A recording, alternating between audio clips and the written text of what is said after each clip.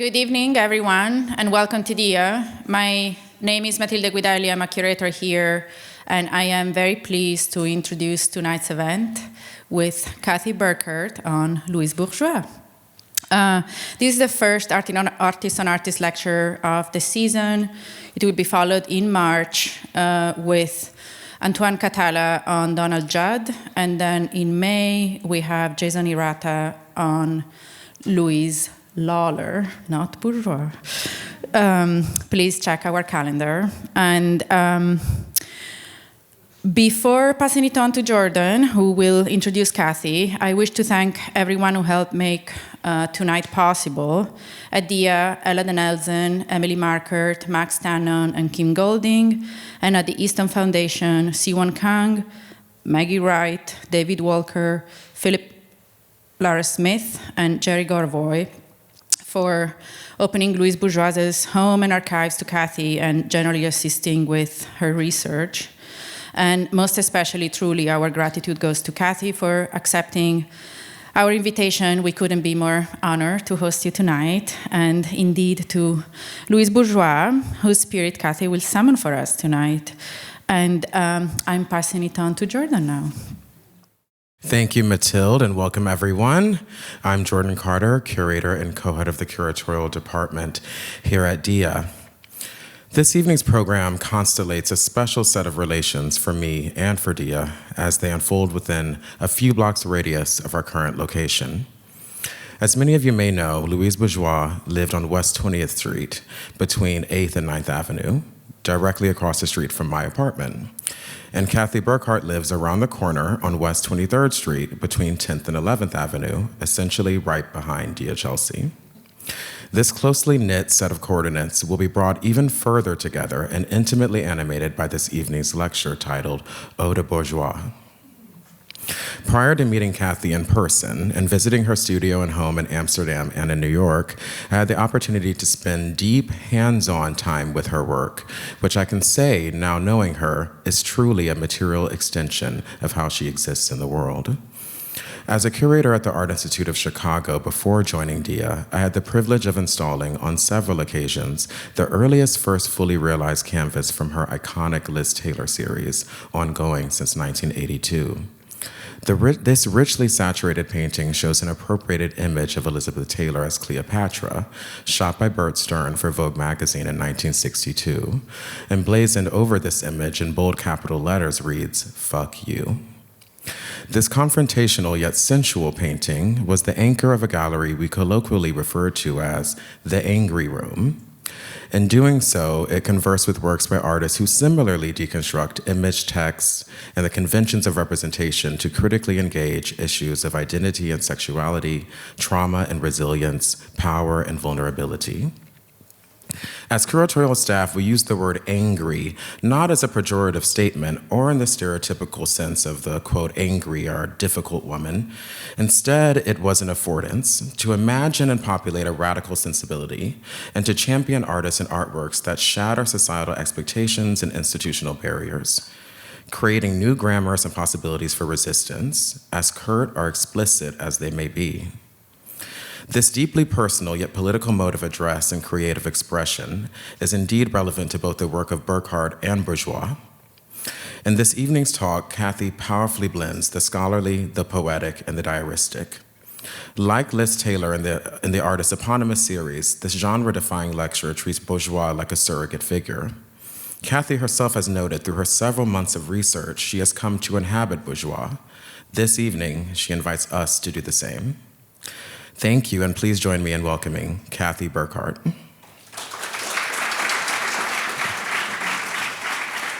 Thank you so much, Jordan, and hi, everybody. In this talk, I will delve into Louise Bourgeois' literary practice and examine how her writings intersect with her visual art, feminism, and her engagement with psychoanalytic thought. This exploration will touch on her complicated relationship with Freud and some recurring themes present in both her artwork and her text. During the presentation, I'll read this paper, and that will be accompanied by images primarily of Louise Bourgeois' work, as well as a small percentage of images of my own work across time. For the sake of clarity, my name will appear on the works that I have made. These juxtapositions will illustrate the connections and resonances between our practices.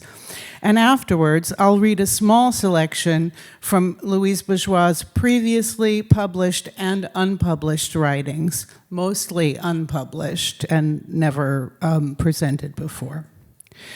I want to thank Jordan again, who invited me to speak to you today, as well as Matilda Guidi-Guidelli and Ella Den Elzen, and the whole DIA team who provided me with support for this presentation. Thanks to Maggie Wright, David Walker, Suwon Kang, and everyone at the Easton Foundation who were wonderful in assisting me with research. Finally, thank you both to Jerry Gorovoy and John Cheim, who have been so instrumental in both Louise's work and in preserving her legacy. When Cheim and Read closed, they gave me many beautiful books of Bourgeois, knowing how much I loved her. I was so grateful and happy to have been able to have used them in my research and in selecting images for this presentation.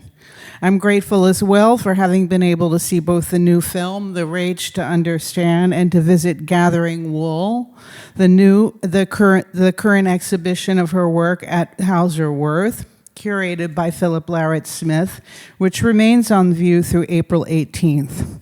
It's a beautiful show.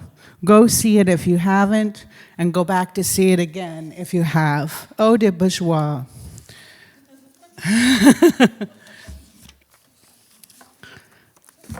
Okay. A woman has no place as an artist until she proves over and over again that she cannot be eliminated. Louise Bourgeois' work, with its complex psychological intensity, iconoclastic feminism, deeply personal autobiographical references, and broad polymathic range, has long resonated with me. Although our origins are very different, separated by continents and generations, and the work we've made may seem very different at first glance, we share some themes and processes. Louise Bourgeois was born in 1911, a metal pig in Chinese astrology. As I write this, it's Christmas Day, 2025 in West Chelsea, her 114th birthday. In Western astrology, her chart shows that she was a Capricorn with Aquarius rising and moon in Aquarius. I am an earth dog with my ascendant in Aquarius. That is conjunct with Louise's moon within a 1-degree orb. My sun is at a 0-degree conjunction with her Uranus, and there's a 3-degree conjunction of my moon and her Neptune. In synastry, the study of astrological influences on human relationships, those aspects confer an unusual fated meeting, an instant connection, and soul recognition, and that's exactly how it felt meeting her. I first met Louise back in 1987 at a fundraiser dinner at Anthony Corner's home for the New York Feminist Art Institute, where I had my first teaching job. He was then the publisher of Art Forum. I was 29 and Louise was 75. For a young artist, I was totally starstruck by both Louise and Erica Jong, who I happened to be seated by. "That is your boyfriend?" she asked me, raising an eyebrow. I had brought him with me. "Does he treat you right?" "Oh, yes," I replied. "He's a good one." She said, "Most of them are not, believe me, my dear. Be careful, but what do I know? Keep him if he's a good one."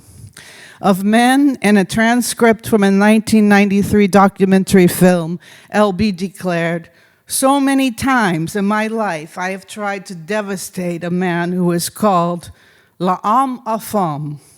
That is to say, a man who gets ahead in life through women. I have something against them." I met her again in 1988 at my first solo show at Great House in the East Village. She was wearing a wool beret, and she signed the book and told me my work was strong. Later, she supported me getting into Yaddo. It's an understatement to say that the memory is still as fresh in my mind and empowering as if it were yesterday. She represented the US at the 1993 Venice Biennale. I was in the Aperto and Slittamenti sections the same year. She even recommended that I take my work to John Cheim, but I can be shy, believe it or not, and he was a little bit scared of me at first. Eventually, it led to 2 group shows in 2009 and 2016, both including Louise, and a solo show in 2023. Of Louise, he told me recently that, quote, she was playful and quite the coquette, like Catherine Deneuve in Repulsion. Artistic DNA. Art comes from life and from memories. All the events, experiences, material conditions, and people who shape an artist's life mirror the ways that an artist in turn shapes materials and content to create a work of art. And this mirroring is not only of the process of production, but the conditions of production itself. What is available and who and what is accessible are generally the fixed consequences of what sex, race, class, age, or gender that a body randomly happens to inhabit or inherit. You work with what you have. What could a bourgeois blonde, born with a silver spoon in her mouth, whose family ran a tapestry repair workshop in France, possibly have in common with a brown-eyed American working-class girl whose family worked in garments factories in the hills of West Virginia? You might be surprised. For starters, in different ways, our mothers loom large in our work. Louise's father was a philanderer, and her mother became ill and grew dependent upon her. My narcissistic mother haunts my visual art and my writing. She was a sort of country Hollywood-identified she-wolf who married 4 times and had affairs. Like Maman, Bourgeois' spider sculpture, my evil Knievel mother, this is a concept of Avital Ronell's, a wonderful one, was a looming, stinging insect that I was allergic to. Runaway girls, we both chose to wander as far from our troubled families as we could get. We both immigrated and worked in exile away from our native lands and shared the universal experience of the alienated immigrant through the lens of transnationalism, expatriatism, and homesickness. We both married foreigners. In 1950, LB wrote in her diary that exile and alienation were the necessary conditions to make work. Her fluency in English eased her integration into American society as an immigrant. So, paradoxically, Sadie, her English tutor, and the object of her father's traumatic betrayal, had somehow given her a silver lining. We were 2 polymaths in monkey fur and fake fur coats with insomnia, a righteous fear of abandonment, and a mischievous shit-eating grin. In Louise's case, hers was captured in a 1982 photograph by Robert Mapplethorpe in his famous portrait of Bourgeois toting her sculpture, Filette, like a clutch bag. Louise made Filette one of my favorite works of hers when she was 57 years old. We were both displaced from our longtime studios in New York, Louise by eminent domain, and me by a toxic landlord and the failures of the New York City Loft Board. Drawing was foundational. We both wrote. It was an important part of our process. We both lived in West Chelsea, and sometimes it felt invisible and had to make art at home. We were both long-haired women who had terrible menstrual cramps and a wicked sense of humor. We had a hard time throwing things away. Consider, if you will, our shared interest in the color red, spirals, torture implements, suspension, bloodless violence, and the power of church and state over human bodies. LB warns us, quote, "Don't forget that the masochist loves the sadist, and the sadist loves the masochist, and the prisoner is so helpless and desperate that all he has left is to fall in love with the jailer," unquote. Difficult women. The pejorative label difficult is too often applied to women who choose to unapologetically exercise their own agency or brush up against gender norms in their everyday lives. Men are more comfortable with agreeable women. Louise deplored the pressure on women to be likable. Simone de Beauvoir, Louise's feminist contemporary, she was not a fan, preferring Sartre, noted that American agreeableness, in contrast to European seriousness, is driven by a mandatory smile culture and a pervasive forced optimism that borders on toxic positivity, intensifying the social pressure to conform to gender norms. LB broke that mold by being that artist who happens to be a woman. She rejects the demand that women be agreeable. It bothered her that she had to conceal her aggressivity. Or was that her female masculinity? We might reconsider her anger as resistance to the prison of what Adrienne Rich has called compulsory heterosexuality. Perhaps she's a little too hard on herself here, except for when, to get her point across, she famously starts smashing her own sculptures as punctuation. Here's another touchstone. Rather than catering to expectations, both of us are gender nonconforming. More solitary than social, neither one of us really care if you like us or not. And yet, all people want is to be loved. Louise makes a shot in the dark that demands a response in the presence of a roaring vacuum. The Sunday salons. I had the privilege to attend the salons at Louise's home several times.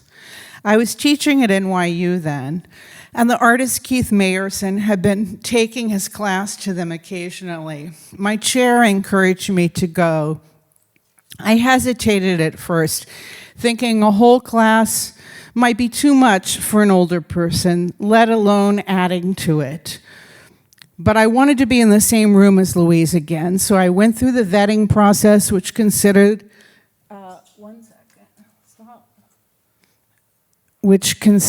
of a referral and calling and leaving a message and a short phone call.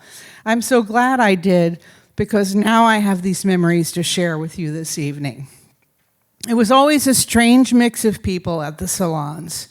Louise didn't want it to be about empire or networking. She didn't want it to be the only people she knew or art world insiders, though there would be a few each time, along with students and a curator as a guest of honor. I remember Robert Storr the first time, and Paulo Herkenhoff the second. You'll see him in a minute. Louise would come out and sit at the table, and everyone would show their work with wildly different aesthetics and levels of sophistication, and we would discuss it. She had something good to say about almost everything. Once there was a polyamorous woman, and Louise was very interested in how that worked. I often felt bad when people brought too many people, or when people would filibuster or get drunk, because I felt it wasn't respectful. After all, this was an audience with the Queen, who was kind enough to have invited us into her home. Each time I went to the salons, I made a quiche for Louise and took some Dutch chocolate and a good bottle of Bordeaux. This always seemed to go over well, and she always ate some quiche. The first time she left, some for the guests, and the second time she had her assistant immediately put the quiche in the kitchen. The Easton Foundation was kind enough to search through the documentation of the salons to find the clip I'm going to show you now of me showing my work to Louise the first time. The first time I went, I took the video American Woman and some prints of the chocolate haikus and the puzzle haikus. There'll be some slides of that coming. These were wall and floor works using chocolate letters and children's puzzle mats to create works from haikus that I'd written. How uncanny that this was all about poetry right from the start. Looking at the clip now, I can't believe I had the nerve to bring that white chocolate haiku. You'll see what I mean. The second time I went, I took some drawings and a video, Persephone 02, 2003. The beginning of the video had me singing My Bonnie Lies Over the Ocean, and to my astonishment, Louise began singing along with it. It was magical. This clip I don't have for you, but that's okay. This one is great as well. Happily, while researching her library for this talk, I was surprised and delighted to discover the French Hachette editions of my books, The Double Standard, in French, Du Poids du Mesure, and Between the Lines, Du Amussoir, in her library. I must have forgotten giving them to her at one of the salons. Now let's have a look at this short 5-minute clip from April 20th, 2003, of one of Louise's salons. I have a videotape and I have some pictures of an installation that I made. Okay. Want to see? Yeah. Yeah. Will you put the video? Which one are we going to see first? Are we going to see the video? It's up to you guys. It's up to you. Yeah. Louise, you want to see the video? Yes, sure. Video. Yes. Yeah. Did you say Okay. yes? Yes. So say yes. Because with video everyone can. Yes, it's easy. Today I plucked a very stiff and bristled white hair from my cunt. It's great when you read it. I like it. Very good. Well, that's strange. And this is some writing of. Well, these are also haikus, and I can just tell you what it says. And these are with children's puzzle mats on the floor, and it says, fundamentalists in search of eternity are the new rock stars. Rich conservatives play cowboy and Indian with vigilantes. Americans don't look you in the face for fear of losing something. What is the issue?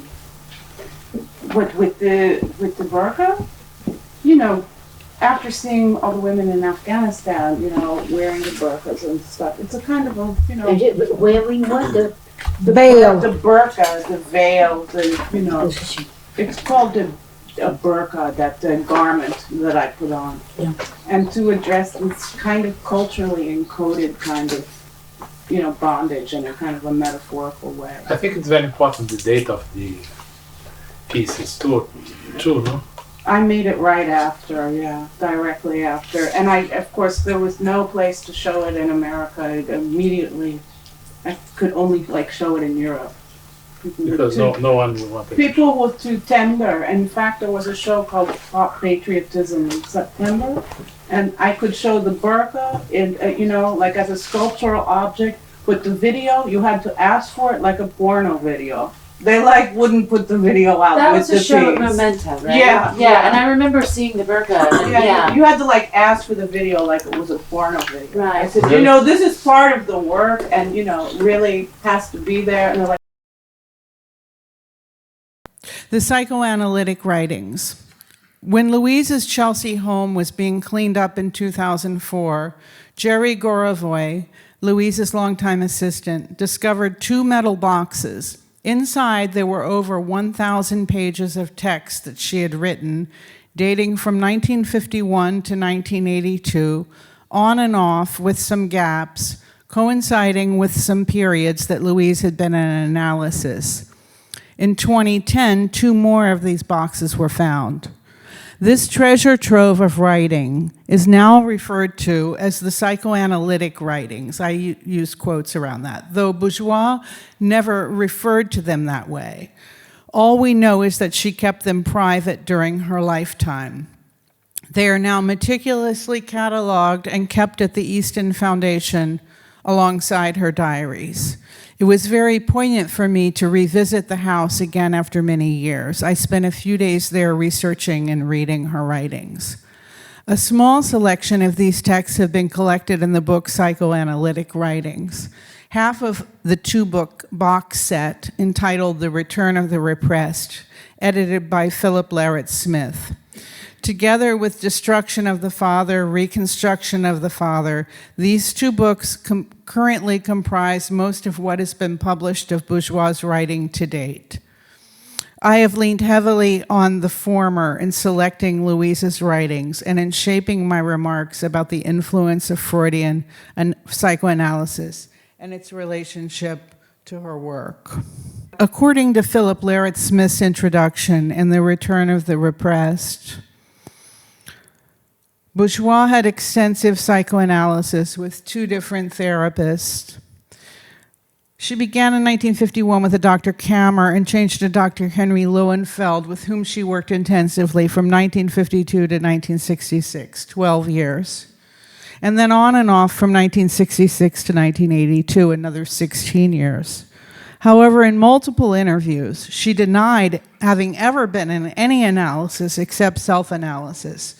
So the woman with no secrets, as she had called herself, evidently had a few. Yet these writings were not simply therapy notes or comments on her analysis, nor are they exclusively about Bourgeois' inner world and conflicts. These loose-leaf notations are more similar to her hardbound diaries, including prose, poems, drawings, dreams, autobiographical notations, reflections on daily life, and writing about the meaning of her work and her process of forming ideas for it. These pages are a documentation of her relentless and lifelong self-analysis. In addition to this trove, she left 40 to 50 volumes of writing, of diaries, dated between 1938 and 2006, and 150 digitized audio tapes, including many voice recordings and 2 sound pieces incorporating spoken word, in which she sang and wrote the lyrics, including the 1995 CD Hôte and the sound installation C'est le murmure de l'eau qui chante, It's the Whispering of the Singing Water, 2001 to 2002. In these recordings, produced by Bridget Cornon, the artist Louise Bourgeois sings 22 short melodies and children's songs. Then, in a remix by Frederick Sanchez, the material is transformed into electronic fantasy. It appeared on the Clock Tower WPS1 art radio program, and it can be found online.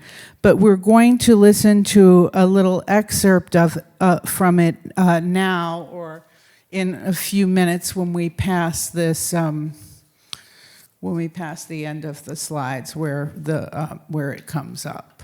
So these are, what you're seeing now are pages from Louise's diaries and some pages from the psychoanalytic writings. And I'm not sure whether mine were before or after, but there's also pages of my writings. As we're waiting for this I'm really quite afraid to touch it at this point. I'll read a little more about the psychoanalytic writings until I see the Purby slide come up. Larratt Smith has noted that the psychoanalytic writings amounted to an effort that effectively, quote, effectively replaces her artistic practice for the following decade, unquote. He further writes in The Return of the Repressed that in 1953, Bourgeois retreated from the art world for over a decade. While there was indeed a 10-year gap in solo exhibitions between 1953 and 1964, not showing does not always mean that one is not working. Her 3 sons were teenagers in that period, and the writing was always a part of her process. Like the poems of Emily Dickinson, kept for years in a drawer, Louise's literature represents a discrete literary practice. Larratt Smith has rightly situated her writing within, quote, the French literature of self-examination from Rousseau to Baudelaire and Artaud, unquote. However, the writing must also be seen in dialogue with the diaries of Anaïs Nin and Marie Bashkirtseff, the autofictional work of Clarice Lispector, especially the Chronicas, Claudine Hermann, the confessional works of Tove Ditlevsen and Annie Ernaux, and the Écriture féminine of French feminists and philosophers influenced by psychoanalysis, such as Luce Irigaray, Julia Kristeva, and Helene Sixou. Moreover, in her literary works, Bourgeois also joins a short list of women artists, many of them surrealists, of her own generation. Let me stop this here, because it's coming up. Who were also published writers such as Yayoi Kusama, Dorothea Tanning, Leonora Carrington, Una Gazerne, and Claude Kuhn. Many of the writers mentioned are female and French. It's possible that the disconnect is due to the self-imposed exile of expatriates and the loss of connection they experienced to the home country. Elby may not have been aware of the parallels between her own writing practice and the related contemporaneous work of some of her countrywomen. Okay, so we're just going to go ahead to the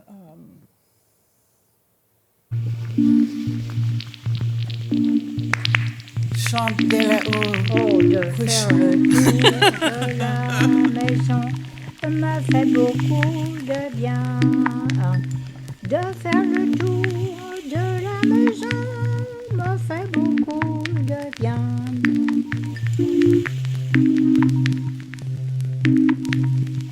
C'est la bouillotte qui marmotte et me dit ses secrets. C'est la bouillotte qui sifflote et me dit ses secrets.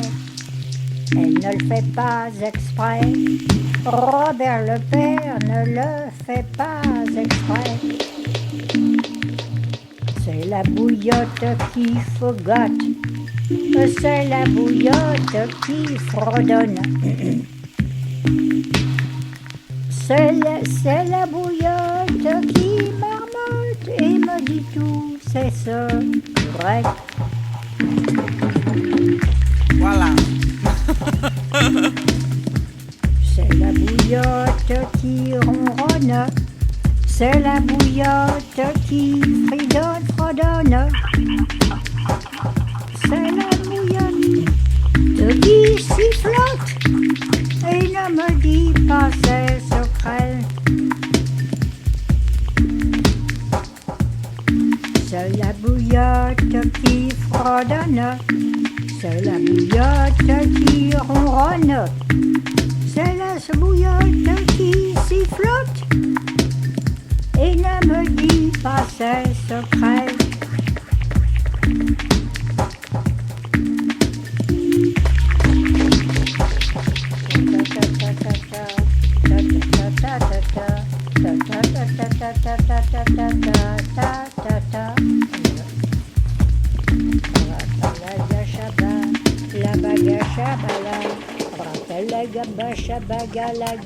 Balina, Rabagasha Paka, Rabashagalaga, Rapushki Baluga Luga Fuka Lukana.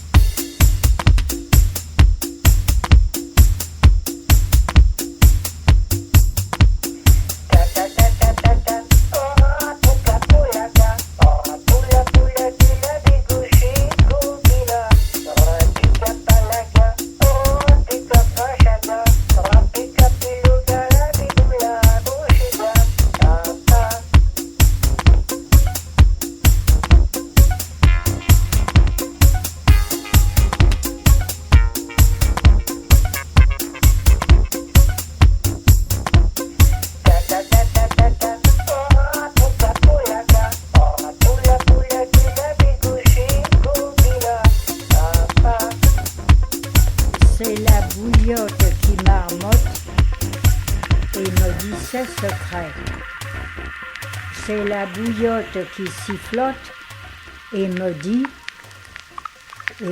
ses secrets. Elle ne le fait pas exprès. Robert le père ne le fait pas exprès. Elle le frogote, elle le fogote, elle le fredonne.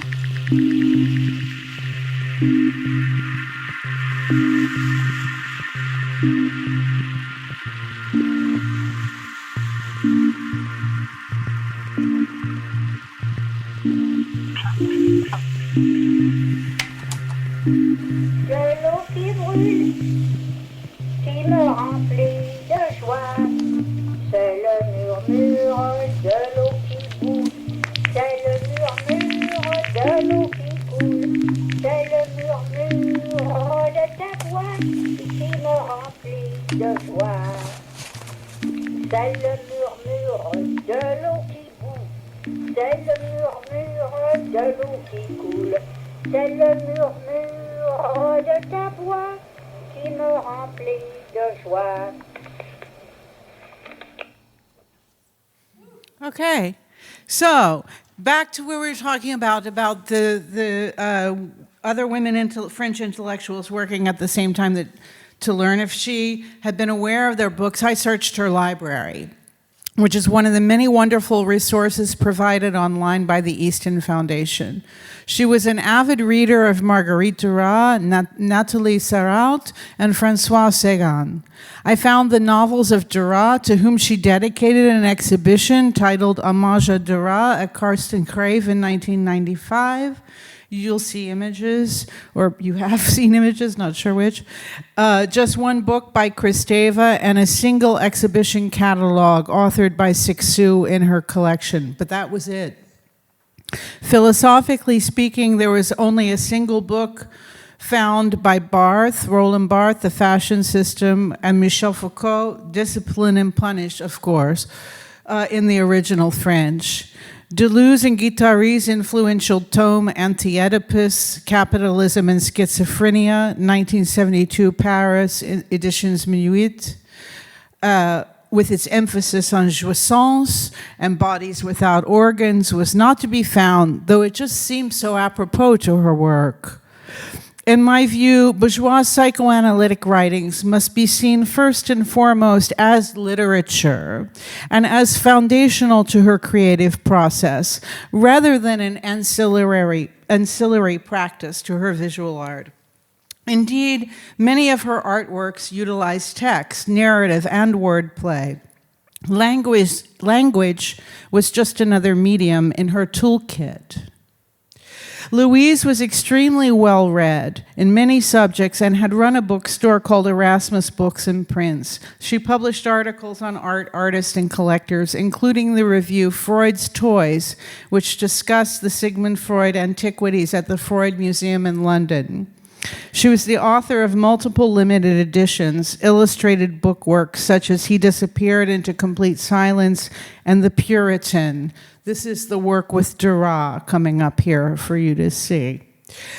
The long engagement with the written and spoken word points to a separate and standalone body of literary work rather than simply a collection of self-limited therapeutic exercises. However, hopefully now, artists, writers, editors will discover LB's literary work and give it its rightful place in her legacy. And I hope that many more books of her writing will soon be published.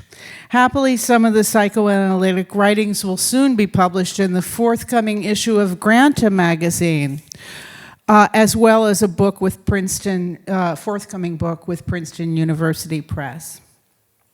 The Daughter's Seduction, again, quotes. Louise was quite well read in psychoanalysis. She was well aware of Charcot and his studies of hysteria at the Salpêtrière, a mental hospital for women in Paris that had formerly housed the indigent and aged. It functioned as a freak show, a kind of museum of living pathology. The photographic documentation shows men essentially tormenting women, prodding, poking, and electroshocking them into various emotional states and poses. It was a wild dog and pony show of photography, performance, theater, and coercion, not simply for the sake of science. It was public spectacle. Every week, eager crowds arrived at the hospital to attend Charcot's demonstrations, where his most famous hysterics acted out their symptoms for crowds of medical students, physicians, artists, writers, actors, and socialites. The Salpêtrière became a popular place to visit, even a destination for tourists. The photographic archives of these sessions were published in 1875 in an album in 4 editions. In 1875, Augustine, a teenaged patient, became its celebrity hysteric and a talented model. She had a record number of attacks. On one day, it was documented that by lunchtime, she had had more than 50 hysterical fits. One can only wonder what and who had provoked her. In the work of Versatzstu and others, the figure of the female hysteric has been aligned with the resistance to patriarchy. Hysteria has long been discredited as a diagnosis and redefined as a performative fantasy. In her sculpture, The Arch of Hysteria, Bourgeois took a feminist position by choosing to represent the hysterical man instead, and by using her assistant, Jerry Goravoy, as her model. In her acceptance speech of the CAA Achievement Award in 1989, she wrote, and I quote, "In Charcot's time, in La Salpêtrière, doctors theorized that under extreme stress, a person's body automatically arches into a rigid bow-like figure. I try to avoid this." It is no wonder, then, that the mindfuck of Freudian analysis that often left Bourgeois puzzled, perplexed, and annoyed, sometimes interfering with her work and sense of self, she wondered, quote, "What is penis envy? How does one prove it?"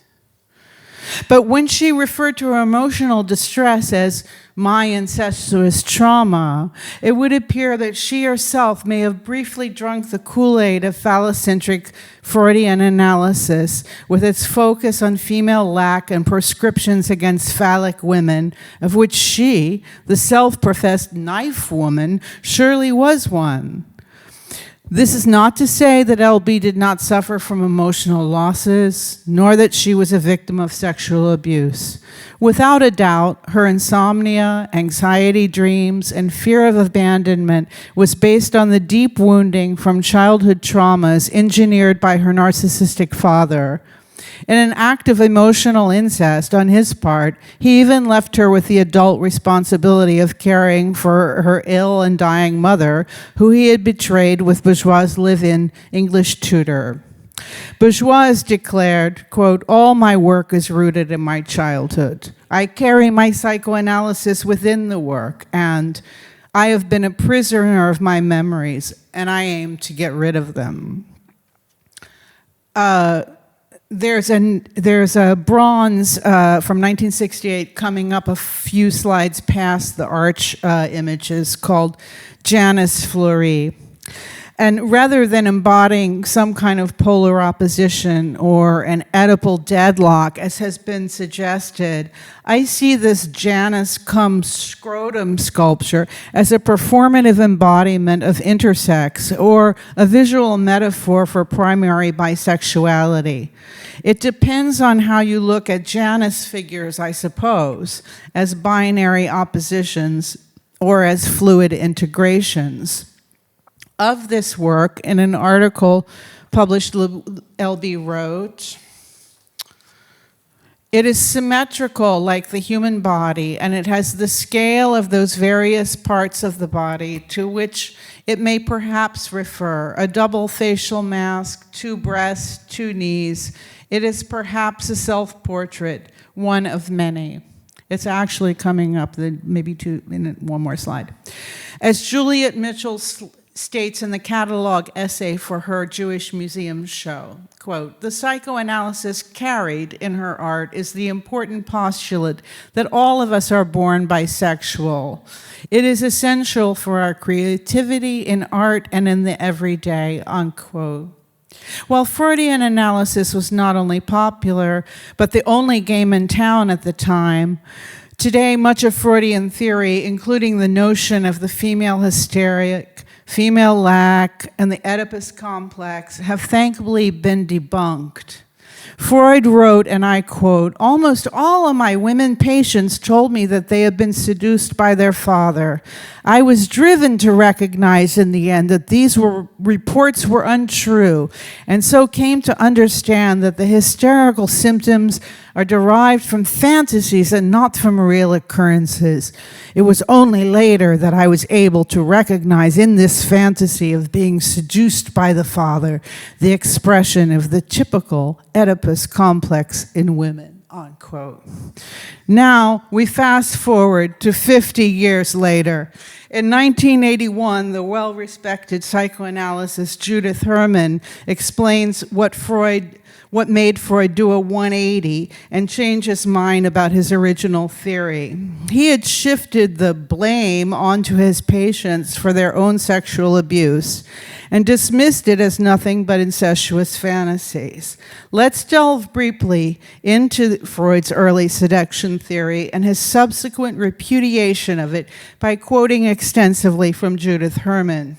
We know that Louise was aware of Herman's work because a copy of Trauma and Recovery was found in her library. That's a piece called Femme Cateau, Knife Woman. Okay, and I'm quoting now for quite a long time. It was Freud's ambition to discover the cause of hysteria, the archetypal female neurosis of his time. In his early investigations, he gained the trust and confidence of many women who revealed their troubles to him. Time after time, Freud's patients, women from prosperous, conventional families, unburdened painful memories of childhood sexual encounters with men they had trusted, family friends, relatives, and fathers. Freud initially believed his patients and recognized the significance of their confessions. In 1896, with the publication of two works, The Etiology of Hysteria and Studies on Hysteria, he announced that he had solved the mystery of female neurosis. At the origin of every case of hysteria Freud asserted was a childhood sexual trauma. But Freud was never comfortable with this discovery because of what it implied about the behavior of respectable family men in his circle. If his patients' reports were true, incest was not a rare occurrence confined to the poor and the mentally defective, but was endemic to the patriarchal family. Recognizing the implicit challenge to patriarchal values, Freud refused to identify fathers publicly as sexual aggressors. Though in his private correspondence he cited seduction by the father as the essential point in hysteria, he was never able to bring himself to make this statement in public. Scrupulously honest and courageous in other respects, Freud falsified his incest cases. In The Etiology of Hysteria, Freud implausibly identified governesses, nurses, maids, and children of both sexes as the offenders. In Studies in Hysteria, he managed to name an uncle as the seducer in two cases. Many years later, he acknowledged that the uncles who had molested Rosalia and Caterina were in fact their fathers. Though he had shown little reluctance to shock prudish sensibilities in other matters, Freud claimed that discretion had led him to suppress this essential information. Even though Freud had gone to such lengths to avoid publicly inculpating fathers, he remained so distressed by his seduction theory that within a year he repudiated it entirely. He concluded that his patients' numerous reports of sexual abuse were untrue. This conclusion was based not on any new evidence from patients, but rather on Freud's own growing unwillingness to believe that licentious behavior on the part of the fathers could be so widespread. Freud concluded that his patients' report of sexual abuse were fantasies based on their own incestuous wishes. To incriminate daughters rather than fathers was an immense relief to him, even though it entailed a public admission that he had been mistaken. At the moment that Freud turned his back on his female patients and denied the truth of their experience, He forfeited his ambition to understand the female neurosis. Freud went on to elaborate the dominant psychology of modern times. It is a psychology of men.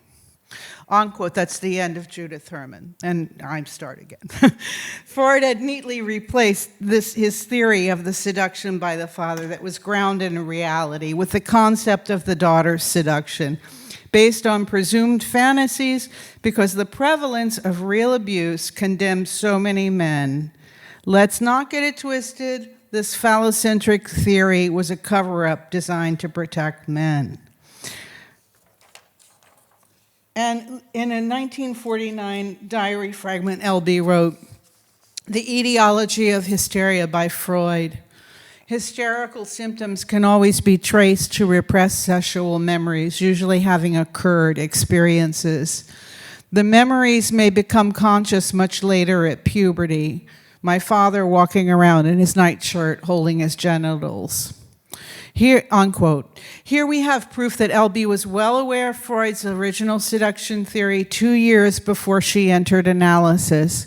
And 8 years later, 6 years deep into therapy, she wrote, "The analysis is a gyp, is a trap, is a job, is a privilege, is a luxury, is a duty towards myself, my husband, my parents, my children, is a shame, is a farce, is a love affair, is a rendezvous, is a cat and mouse game, is a boat to drive, is an internment, is a joke, makes me powerless, makes me into a cop, is a bad dream, is my interest, is my field of study, is more than I can manage, makes me furious, is a bore, is a nuisance, is a pain in the neck. The past is the fuel for the present, grist for the mill. The process of the work, rather than a pathology, is a form of articulated difference, an embodied performativity. Sculpture is the most physically demanding, most material, and the most masculine of all the visual arts. As Louise wrote in her project, Child Abuse, which appeared in Art Forum, every day you have to abandon your past or accept it, and if you cannot accept it, you become a sculptor. LB exploits every possible material and discipline, and in doing so contributes to the invention of installation as an art form, making the unconscious conscious by giving it material form in works such as her cells, works which made a deep impression on me when I saw them for the first time at Peter Blum many years ago in Soho. Cells could be prisons of pain or confinement or pieces of blood or tissue or all of the above.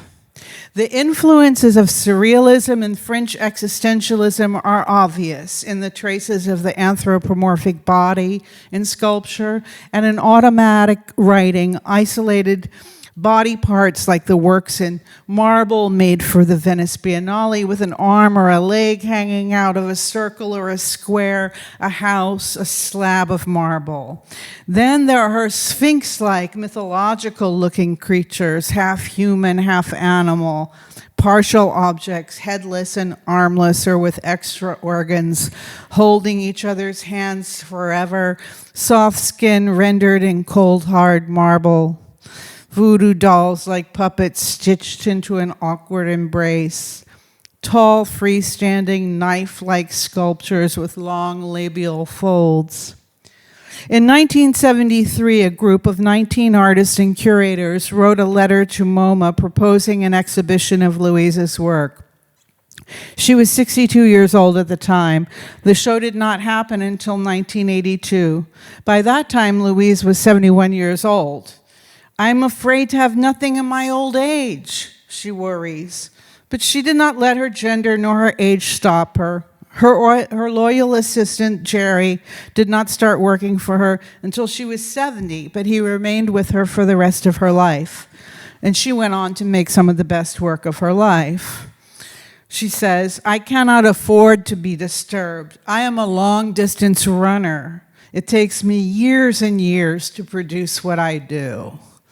Women have had to wait a long time for many things, and alas, they still do.